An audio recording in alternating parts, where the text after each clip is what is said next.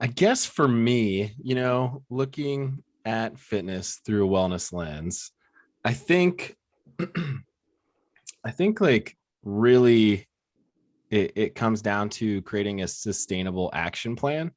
Mm. Um I guess like I see a lot of people when they dive into fitness, they have a goal in mind. And once they reach that goal, they retract back to where they were before. Okay, I'm going to lose 20 pounds. I lost 20 pounds.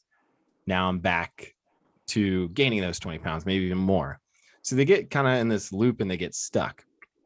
So they're constantly gaining, losing, or whether it's like gaining strength or something like that. And I think sustainable action plans, it's more about being and living in that life rather than just doing the simple actions that's going to get you to the goal. I think there's both, but I think it's the holistic picture. And I think that's where wellness really brings in that lifestyle change or that sustainability that you're not going to get just from jumping through the hoops or doing those different action plans.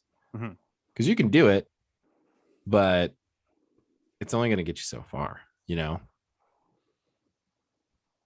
So I guess that's Right. what I want to open up with. Yeah, no, definitely. I mean, I agree. Bailey, what do you think about that?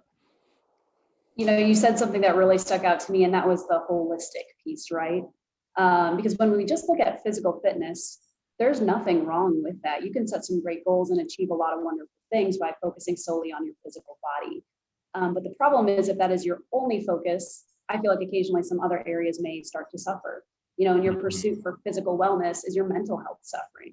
Or in your when you develop your goals around nutrition, are you so stringent that all of a sudden your exercise or your training is compromised? So, that whole idea of physical fitness through a wellness lens is really, I think, so much more all encompassing it and sets people up for success, which is what I love about it. That's why I'm passionate about it. Yeah.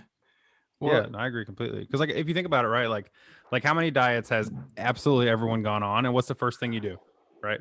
I'm cutting out bad food, cutting out alcohol, cutting out no more eating out, no more partying, no more doing anything that's going to make me like, I don't know, socially or romantically fun and happy with my entire life, right? Yeah. So it's like, hold on, your first step towards being better is to restrict all the other aspects of your life. Like that's really going to work, pal. Like, and Oh yeah. I'm guilty of it. It's the first thing I do every single time. We need to stop cut. We need to stop eating out. That's what it is. No more McDonald's. That's it. First one to go. So Yeah.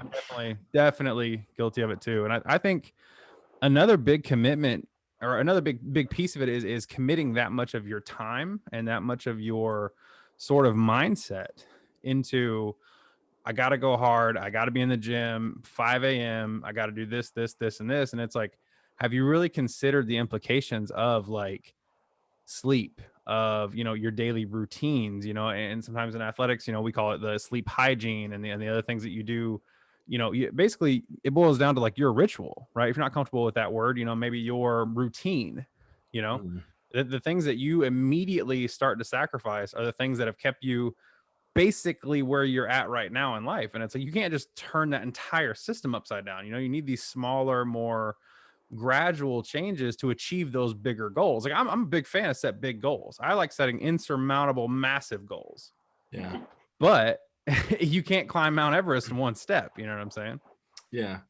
I think it's also starts with a mindset shift. You know what I mean? Like, yeah, you can actions. I guess there's like this, just because you throw a football doesn't make you a football player. I think that's a big thing. You're going to be a football player. Now, what that action may entail like throwing a football, but you got to get into this realm and this mindset of being what you want to be.